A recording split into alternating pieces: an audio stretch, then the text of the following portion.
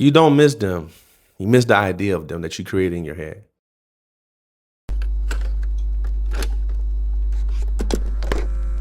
And that's a hard thing, a hard pill to swallow. Let me just set the stage like this. You guys broke up for a reason, right? But you're holding on to only the good parts. You're holding on to only the good things that happened in the relationship and the things that you remember about the relationship that was comforting to you. You don't remember the negative parts because that's painful.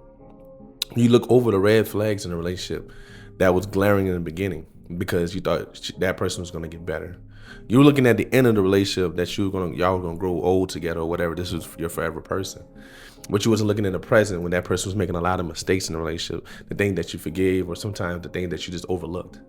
And that's the reason why that relationship imploded. That's why that relationship ended the way it did. And it's a lot of emotion, good or bad, that came with that person. That makes you think that if I have this much stronger relationship, that much strong of emotion with a person, then that should be my forever person. And the truth is that's not true. The truth is that your forever person make you feel comfortable. Your forever person makes you feel that you can be yourself and not be an up and down roller coaster in every relationship.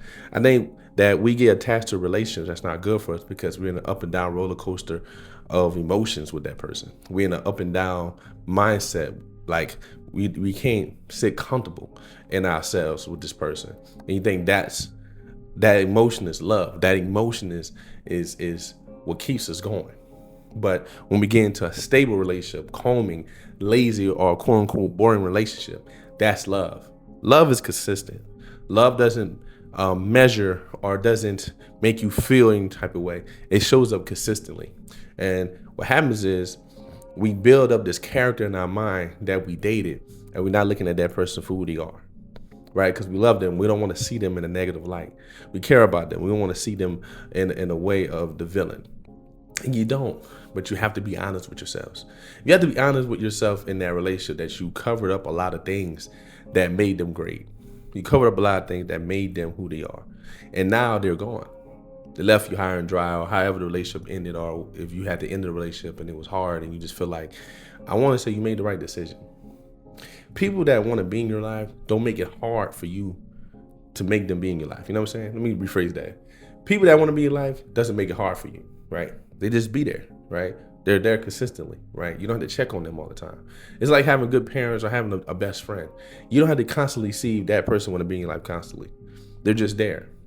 And it sucks when you lose a person and trying to move on from that person. It is, don't get me wrong, right? You see that person now, they're doing their own thing. It's almost like they're in parallel universes. And the crazy part is when you learn that lesson, when you finally get to that point, you don't even see that person anymore because they serve this purpose, right? When you lose people or things happen in your life that you don't want to happen, you have to use it as a lesson. You have to understand that not everybody's going to be in your life forever. You're going to have forever people, but you can't hold on to everybody. And sometimes people don't really even realize what they lost. And sometimes they did and they just don't care. And do you want those people that don't care about what you brought to their lives? I wouldn't. I wouldn't want a person in my life that don't care about what I brought to their life. Or they did and they still left and they took advantage of it. Right? That's not cool. That's not something that I look forward to. I think a lot of times we let a lot of that stuff slide and we don't realize how damaging and mentally damaging they did to us.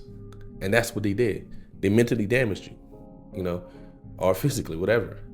And we try to make excuses for those people. And we shouldn't. We should never have to make excuse for somebody that we love.